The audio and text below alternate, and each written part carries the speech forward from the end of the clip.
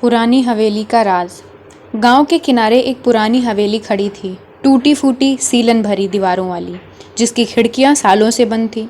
गांव के बच्चे वहां से गुजरते हुए हमेशा नजरें झुका लेते थे, क्योंकि कहा जाता था कि हवेली में रात होते ही अजीब अजीब आवाजें सुनाई देती हैं। रघु, गांव का 17 साल का लड़का, बचपन से ही इस हवेली के बारे में सुनते सुनते बड़ा हुआ था, लेकिन उसे इन कहानियों पर यकीन नहीं होता था।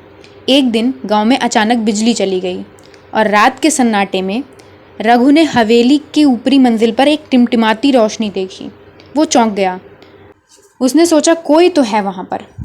अगले दिन रघु ने तय किया कि वो सच का पता लगाएगा। दोपहर का समय उसने चुना, जब धूप तेज हो, और वो हवेली के अंदर घुस गया। अंदर धूल, मकड़ी के जाले, टूटी कुर्सियां और पुराने फोटो फ्रेम पड़े थे। लेकिन एक फोटो देखकर रघु रुक गया।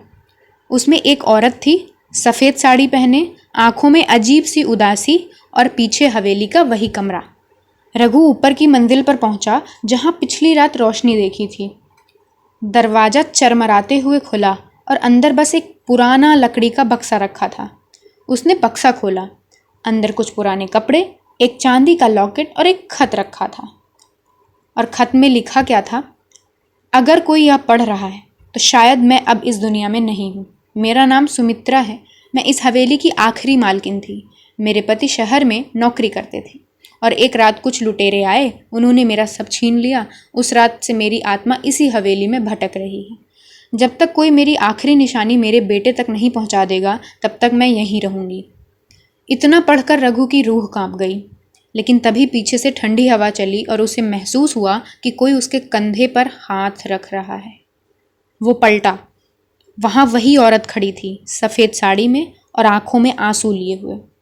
उसने बस धीरे से कहा, मेरा लॉकेट मेरे बेटे तक पहुंचा दो। और अगले ही पल वो गायब हो गई। रघु भागते भागते गांव लौटा और गांव के बुजुर्गों से पूछताछ की तो पता चला कि सुमित्रा का बेटा अब शहर में रहता है और कभी कभार गांव आता है।